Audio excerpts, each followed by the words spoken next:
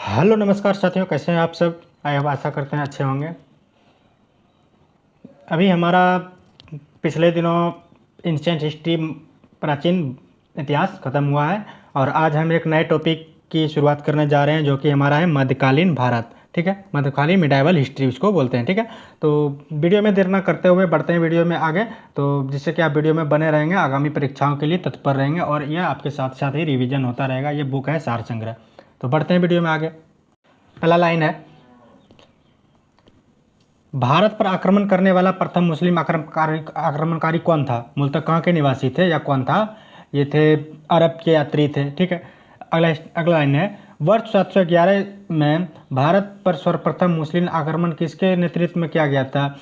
उबैदुल्लाह के द्वारा किया गया था। कब किया गया था। प्रथम बार जो मुस्लिम आक्रमण भारत पर हुआ है तो वह हुआ है, आक्रमण किसके नेतृत्व में किया। उबैदुल्लाह के शासनकाल में हुआ है, नेतृत्व में हुआ है। ये कब हुआ है, 711 ईस्वी में हुआ है। तो अगला देखते हैं, बढ़ते हैं।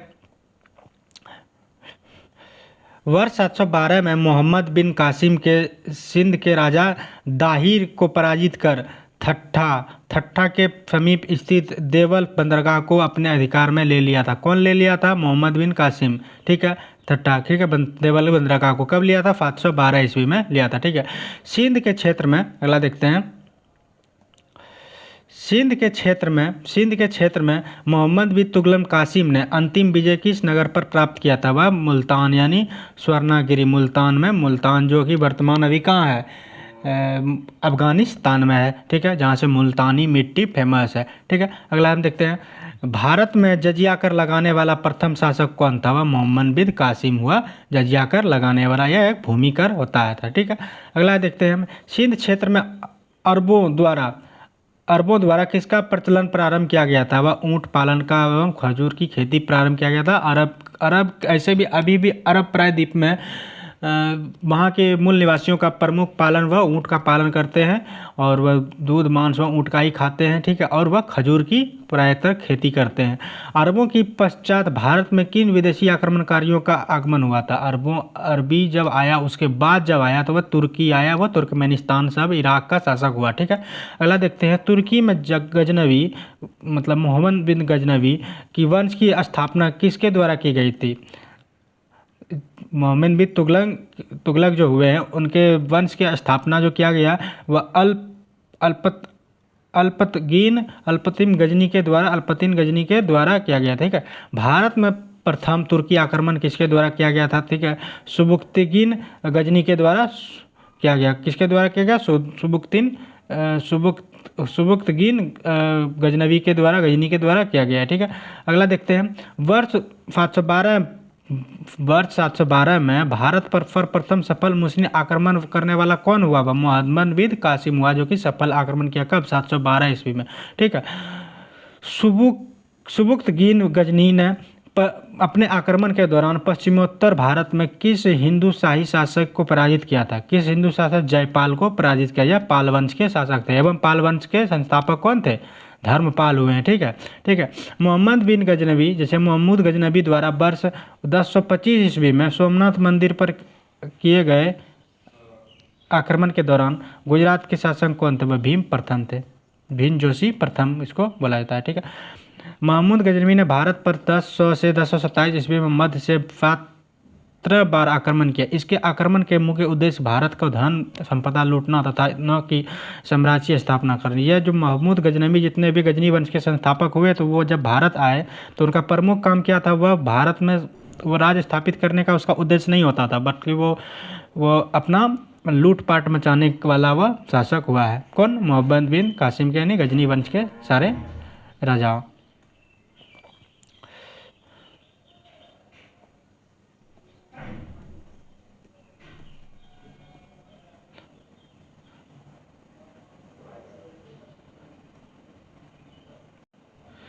महमूद गजनवी महमूद गजनवी के साथ भारत आने वाला प्रसिद्ध इतिहासकार कौन था? अलबरूनी, अलबरूनी, अलबरूनी, कौन थे? अलबरूनी थे, ठीक है। अलबनी द्वारा किताब उल हिंदी उलवी की मतलब रचना किया गया। किताब उल यमनी एवं फिरदौसी रचना किसके द्वारा किया गया? अलबरूनी के द्वारा। पूर्व का होमर इसे कहा जाता है, किसको? अलबरूनी को पूर्व का होमर कहा जाता है। द्वारा शाहनामा की पुस्तक का भी रचना किसने किया? अलबरूनी। अलबरूनी की पुस्तक कौन कौन क्या? किताब उल हिंद उलवनी एवं किताब उल यमनी एवं फिरदौसी एवं शाहनामा, यह किसके द्वारा रचना किया गया है? यह अलबरूनी के द्वारा रचना किया गया। यह किसके काल में, शासन काल में भारत आए थे? महमूद गजनवी के शासन काल में ये भारत का एक प्रसिद्ध इतिहासकार एवं रचनाकार हुए। कौन हुए? महमूद बिन गजनवी के समय के कौन? अलबरूनी। अलबरूनी एक इतिहासकार के रूप में जाना जाता है, जो कि मध्यकालीन भारत में इसने गजनी वंश के संस्थापक के साथ इसने अपना कदम रखा था भारत में। महमूद गजनवी, अगला लाइन है, महमूद गजनवी के पश्चात मोहम्मद बिन गौरी द्वारा भारत पर प्रथम आक्रमण किस वर्ष में किया गया था? वह 1175 ईस्वी में किया गया था, ठीक है। कब किया गया था? 1175 ईस्वी में। किसके काल में किया गया था? यह मोहम्मद बिन गौरी द्वारा प्रथम आक्रमण जो है महमूद गजनवी के शासनकाल में, यह 1175 में मुल्तान यानी ये अफगानिस्तान के क्षेत्र में यह आपका आक्रमण किया गया था। अगला लाइन है, मोहम्मद गौरी को वर्ष 1178 में अहिंतलवाड़ यानी पाटन का किस क्षेत्र का हिस्सा पड़ता है? पाटन जो अफगानिस्तान का क्षेत्र ये पड़ता है, अफगानिस्तान और पाकिस्तान के क्षेत्र का ये पाटन आक्रमण करने के दौरान किसके द्वारा पराजित किया गया था? कौन? मोहम्मद बिन गौरी। यह जो है ना भीम द्वितीय के द्वारा, मोहम्मद बिन गौरी ने भीम प्रथम को पराजित किया था और भीम द्वितीय ने इसी को पराजित कर दिया। कब? 1178 ईस्वी में। कहाँ पे? अंतिवाड़ा पाटन में, ठीक है। पाटन देवी की मूर्ति कहाँ प्रसिद्ध है? यह अफगानिस्तान में, जिसे कि पाटन देवी यानी देवी दुर्गा के रूप में पूजा जाता है। कहाँ पे? यह अफगानिस्तान में। अगला लाइन है, तराइन का प्रथम एवं द्वितीय युद्ध के किसके मध्य लड़ा गया था? मोहम्मद बिन गौरी एवं पृथ्वीराज तृतीय के युद्ध में पृथ्वीराज और ये जो है ना मोहम्मद गौरी तथा पृथ्वीराज रासो एवं ये त्रिपक्षीय युद्ध था। कौन? तराइन का प्रथम युद्ध। अगला लाइन देखते हैं, यह तराइन का युद्ध और कब कब हुआ, उनका मतलब समय कालखंड क्या रहा और किनके किनके बीच लड़ा गया? प्रथम तराइन का युद्ध जो है वह 1191 ईस्वी में मोहम्मद बिन गौरी एवं किसके द्वारा? पृथ्वीराज प्रथम के द्वारा ये लड़ा गया था, ठीक है। यह इसमें कि मोहम्मद बिन गौरी पराजित हुआ था। द्वितीय युद्ध में 1192 में हुआ, जो कि मोहम्मद बिन गौरी पराजित हुआ एवं पृथ्वीराज तृतीय विजयी हुआ, ठीक है। अगला लाइन देखते हैं, मोहम्मद गौरी के कन्नौज के शासनकाल में जयचंद्र कौन हुए हैं? चंदावर के युद्ध के बहुत बड़ा प्रशासक हुए हैं, जिसको पराजित किया है। कौन? मोहम्मद बिन गौरी। कहाँ का शासक था? कन्नौज का शासक था। जय सिंह को किसने पराजित किया था? मोहम्मद बिन गौरी ने पराजित किया था। चंदावर के युद्ध में कब किया था? 1194 ईस्वी में, ठीक है। अगला लाइन देखते हैं, मोहम्मद गौरी के साथ भारत आने वाला प्रसिद्ध सूफी संत कौन थे? प्रथम सूफी संत थे कौन थे? शेख मुहिउद्दीन चिश्ती। कौन थे? शेख मुहिउद्दीन चिश्ती। किसके काल में वह सूफी संत के मतलब वह प्रचार के लिए भारत आए थे? मोहम्मद बिन तुगलक के समय में और एवं मोहम्मद गौरी के समय में वह भारत आए थे। कौन आए थे? प्रसिद्ध सूफी संत कौन थे? वह मोहम्मद मुहिउद्दीन चिश्ती, ठीक है। अगला लाइन देखते हैं, सिक्कों पर देवी लक्ष्मी की आकृति किस मुस्लिम शासक के द्वारा बनाई गई थी? सिक्कों पर देवी लक्ष्मी एवं सिक्कों पर की मुस्लिम शासक के द्वारा बनाई गई थी या मोहम्मद गौरी का मतलब तात्पर्य यह था कि भारत के जो हिंदू धर्म प्रथा के लोग हैं उनको मतलब एक भावुक करके कि हम ये हिंदू धर्म को भी बहुत मानते हैं और यहाँ पर वह लूटपाट मचाने आए थे, ना कि वो राज करने आए थे। राज करने से उसका कोई लेना देना था, हमारे वो चोर किस्म के हुए हैं, उसने लूटपाट मचाने के लिए वो भारत आए। अगला देखते हैं, बख्तियार खिलजी, जिसके द्वारा बख्तियारपुर की स्थापना किया गया था, यह है, ठीक है। बख्तियार खिलजी मोहम्मद गौरी का एक साधारण दास था। देखिए, बख्तियार खिलजी जो था मोहम्मद गौरी का एक साधारण दास था, जिसने बख्तियारपुर इलाके में इसने अपना हड़कंप मचाया था, जिसने बंगाल बिहार पर विजय प्राप्त किया। किसने? बख्तियार खिलजी ने। इसके आक्रमण के दौरान नालंदा एवं विक्रमशिला विश्वविद्यालय को नष्ट किया गया था। बख्तियार खिलजी के द्वारा नालंदा विश्वविद्यालय को नष्ट किया गया था और नालंदा विश्वविद्यालय का निर्माण किसने किया था? कुमारगुप्त ने किया था। कब किया था? जरूर बताएं। मोहम्मद गौरी की मृत्यु के पश्चात उसके साम्राज्य पर किन 3 मुगलों ने नियंत्रण स्थापित किया? यदोज, कुबाचा और तथा कुतुबुद्दीन ऐबक। इन सब ने मोहम्मद गौरी के जैसे राज का नष्ट हुआ, तब इन शासकों ने अपना वर्चस्व जमाया था। कौन कौन? यल्दोज, कुबाचा तथा कुतुबुद्दीन ऐबक, ठीक है। एक लाइन है स्टेटमेंट का, देखिए, भारतीय जनता के लिए हिंदू शब्द का सर्वप्रथम प्रयोग अरबों के द्वारा किया गया था। ठीक है, पूछा जाएगा कि भारत के लिए हिंदू का प्रयोग किसने किया था? भारत की जनता के लिए हिंदू का प्रयोग सर्वप्रथम अरब यात्रियों के द्वारा किया गया था। ठीक है, अरब यात्री कौन हुए हैं? मोइनुद्दीन चिश्ती हुए हैं। और कौन हुए हैं? मोहम्मद गजनबी, मोहम्मद गौरी इत्यादि कौन हुए हैं? अरब यात्री हुए हैं, जो कि आक्रमणकारी हुए हैं, भारत पर आक्रमण किए हैं। अगला है गुलाम वंश। गुलाम वंश एक ट्रिक है, यहाँ पे देखिएगा, पूछा जाएगा कि दिल्ली पर आक्रमण करने वाले कितने कितने शासक हुए? तो इनका ट्रिक है, गुलाब खिले तो सुगंध लो, गुलाब खिले तो सुगंध लो। ठीक है, तो ये हो गया गुलाम वंश, ये हो गया लोधी वंश, गुलाब, और उसके बाद ख से खिलजी वंश। ठीक है, तो से तैलब वंश। ठीक है, और ये हो गया सुगंध लो से लोधी वंश इत्यादि कौन हुए हैं? दिल्ली पर शासन करने वाले ये सब शासक हुए हैं। ठीक है, अगला देखते हैं। अगला एक टॉपिक है गुलाम वंश। गुलाम वंश का शासनकाल क्या क्या रहा है? 1206 से 1298 ईस्वी तक गुलाम वंश का शासनकाल रहा है, जिसने कि भारत पर राज किया। ठीक है, गुलाम वंश के बारे में कुछ महत्वपूर्ण टॉपिक देखते हैं क्या क्या है।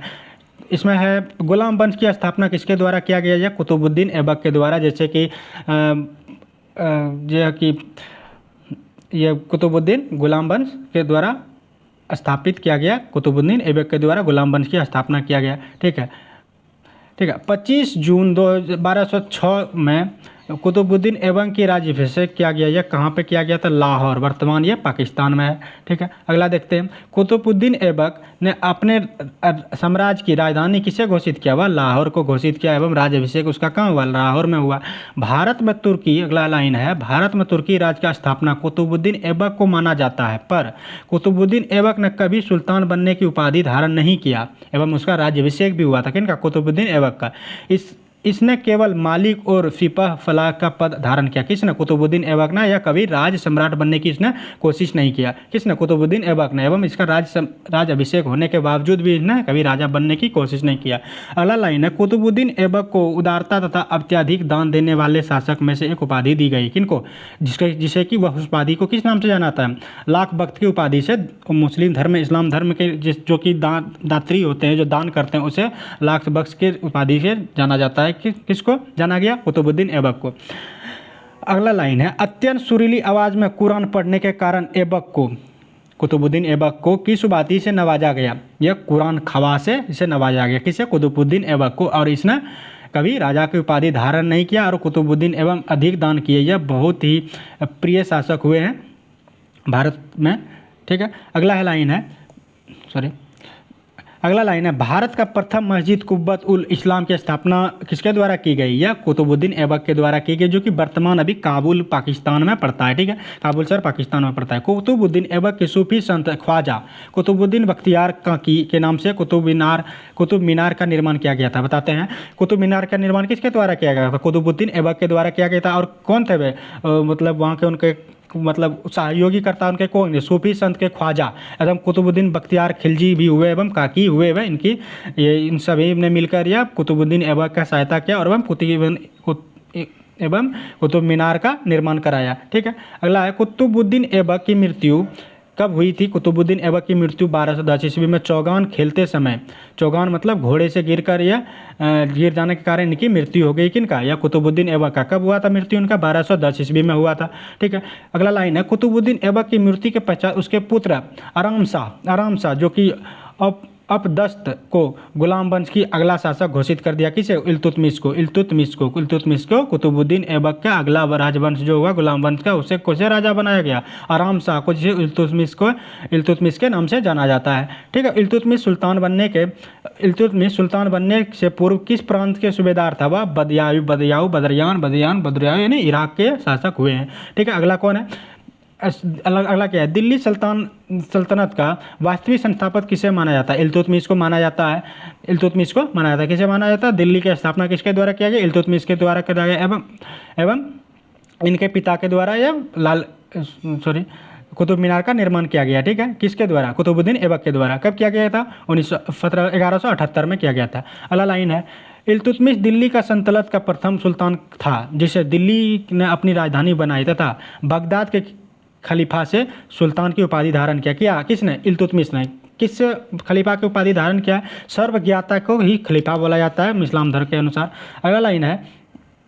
अगला लाइन है इल्तुतमिश ने 40 योग्य तुर्क मुसलमानों को मिलकर एक दल का गठन किया। किसने? तुर्कान ए चिहलगानी के, जिसे चालीसा दल कहते हैं। किसके द्वारा किया गया है? ये इल्तुतमिश के द्वारा किया गया था। किसके? चालीसा दल की स्थापना किसने किया था? यह इल्तुतमिश के द्वारा किया गया था, जिसे चालीसा दल की नाम से जाना जाता है। ठीक है, अगला देते हैं मंगोल आक्रमणकारी चंगेज खान कौन हुए? मंगोलिया से, या मंगोलिया मतलब चीन और रूस के बीच में एक स्टेट है, जिसे कि सबसे बड़ा लैंड कंट्री कौन है? मंगोलिया के ये रहने वाले थे चंगेज खां। भारत के उत्तर पश्चिम सीमा पे, भारत के उत्तर पश्चिम मतलब ये राजस्थान वाला जैसे भारत है, तो ये राजस्थान कश्मीर जैसे पाकिस्तानी क्षेत्र में उसमें खंडित भारत नहीं था। ठीक है, तो उसी समय यह आक्रमण किया था। यह किसके शासन में आक्रमण किया था? यह इल्तुतमिश के शासनकाल में आक्रमण किया था। इल्तुतमिश ने भारत में इक्ता व्यवस्था की प्रारंभ किया था। इक्ता एवं अरबी शब्द का इसका अर्थ क्या होता है? भूमि को लेने वाले इक्तादार कहलाते थे। भूमि को खरीदने वाले एवं भूमि कर वसूलने वाले, जैसे कि हम लोग जैसे कि उसे क्या कहते हैं, जैसे कि जिस व्यक्ति को भूमि नहीं देता है उसको भूमि देकर उससे उपज करवाते हैं और आधा आधा बांट लेते हैं, उसी को इक्ता प्रणाली कहा जाता है। यह किसने चालू किया था? इल्तुतमिश के द्वारा चालू किया गया था। ठीक है, अगला है वर्ष 1236 में दिल्ली सल्तनत की गद्दी पर बैठने वाला प्रथम व अंतिम मुस्लिम महिला शासिका कौन हुआ? रजिया सुल्तान। पूछा जाएगा, ये कई बार क्वेश्चन बन भी चुका है। रजिया सुल्तान जो हुआ है यह 1236 में पूछा जाएगा कि प्रथम महिला शासक कौन हुआ? वह रजिया सुल्तान। एवं प्रथम मुस्लिम महिला शासक कौन हुआ? वह रजिया सुल्तान। एवं अंतिम महिला मुस्लिम शासक कौन हुआ? वह रजिया सुल्तान। कब गद्दी पर बैठा था? 1236 में। ये कौन हुआ है? इल्तुतमिश के इनकी बेगम हुई है कौन? रजिया सुल्तान। रजिया सुल्तान बनने से पश्चात गुलाम यकूब के किस पद की युक्ति किया गया था? यह अमीर एक आखुर के पद पर इसे नियुक्त किया गया था। किसे? रजिया सुल्तान को। अगला लाइन है रजिया सुल्तान के विद्रोही अमीरों ने रजिया की हत्या करवा कर किसे दिल्ली पर सल्तनत पर गद्दी पर बैठा? बहराम शाह को। ये बहुत ही निर्दयी शासक हुए हैं कौन? बहराम शाह, जिसने कि रजिया सुल्तान की हत्या करके और यह दिल्ली के राजगद्दी पर बैठा है। ठीक है, बहराम शाह के कार्यकाल में नवाब ए मुमालिकत पद का सृजन किया गया, जिसे संपूर्ण अधिकारी नियुक्त होता था। इस पद पर सर्वप्रथम एतगीन को नियुक्त किया। किसे? एतगीन को नियुक्त किया गया था। किसके पद पर? नायब ए मुसलमानित पद पर। ठीक है, मुसलमानित पद पर। ठीक है, अगला लाइन है दिल्ली सल्तनत के किस शासक ने बलबन को नायब ए मुमालिकत पद से नियुक्त किया था? नसीरुद्दीन महमूद को। किसने? बलबन ने किया था। ठीक है, अगला लाइन देखते हैं बलबन को उलुग खां की उपाधि किसने प्रदान किया था? नसीरुद्दीन महमूद ने इसे उलुग खां की उपाधि धारण करवाया था। ठीक है, अगला लाइन देखते हैं दिल्ली का सुल्तनत बनने से पश्चात तुर्कान ए चहलगामी को किसने समाप्त कर दिया था? बलबन ने समाप्त कर दिया था। अगला लाइन देखते हैं अपने विरोधियों के प्रति कठोर लोह एवं रक्त की नीति अपनाने वाला कौन हुए हैं? बलबन हुए हैं। लोह एवं रक्त की नीति अपनाने वाला प्रथम दिल्ली शासक कौन हुआ? वह बलबन हुआ। यह बलबन ने किसकी हत्या किया था? रजिया सुल्तान की हत्या किया था। ठीक है, और रजिया सुल्तान किसके पद धारण किया था? वह इल्तुतमिश के प्रथम के इल्तुतमिश का वह हुए हैं शासक के बाद उसने बेगम हुई उनकी, जिसने कि दिल्ली की सल्तनत के गद्दी पर बैठा था। ठीक है, अगला लाइन देखते हैं बलबन प्रथम सुल्तान था जिसने राजस्व के सिद्धांत का प्रतिपादन किया। उसके राजस्व को नियाबे खुदाई एवं ईश्वर के द्वारा प्रदत्त तथा राजा को जिल्ले इलाही के नाम से ईश्वर की छाया कहा जाता है। किसे? बलबन को क्या कहा जाता है? ईश्वर की छाया एवं ईश्वर द्वारा प्रदत्त एक व्यक्ति कहा जाता है। किसको? नियाबे खुदाई का उपाधि किसे दिया गया था? बलबन को किया था। प्रथम वह सुल्तान हुए हैं जिसे कि राजस्व सिद्धांत का वर्णन यह मध्यकालीन इतिहास से हमें मिलता है। अगला लाइन देखते हैं सिजदा एवं पेबोस प्रथा के अपने दरबार में प्रारंभ करने वाला कौन था? प्रथम वह हुआ बलबन हुआ। ठीक है, कौन का शासक हुआ? या दिल्ली का शासक हुआ। बलबन ने किस नाम से एक सैन्य विभाग की स्थापना किया? दीवान ए अर्ज किया सैन्य नाम की स्थापना किया है, जिसमें कि 40 टुकड़ी दल के एक सैनिक होते थे। ठीक है, अगला लाइन है गुलाम वंश का अंतिम शासक कौन हुआ है? शमसुद्दीन क्यूमर्स कौन हुए? गुलाम वंश का अंतिम शासक कौन हुए? शमसुद्दीन क्यूमर्स। अगला लाइन देखते हैं। नसीरुद्दीन महमूद एक शांत स्वभाव वाला व्यक्ति हुआ है। कौन हुआ है? एक शांत स्वभाव वाला। इतिहासकार सिराज ने इसे दिल्ली का आदम सुल्तान कहा है। किसे? नसीरुद्दीन महमूद को। तो वीडियो कैसा लगा? तो वीडियो अगर अच्छा लगा है तो लाइक सब्सक्राइब शेयर ज़रूर करें और बने रहेंगे वीडियो में। हमारा आज का ये मेडावल हिस्ट्री मध्यकालीन भारत का आज का ये पहला टॉपिक था और गुलाम वंश एवं 2 टॉपिक हुआ है इनमें, दिल्ली सल्तनत। ठीक है, तो उम्मीद करते हैं कि आपको अच्छा लगा होगा। तो वीडियो अच्छा लगा तो लाइक शेयर सब्सक्राइब ज़रूर करें। तो मिलते हैं अगले वीडियो में, तब तक के लिए धन्यवाद।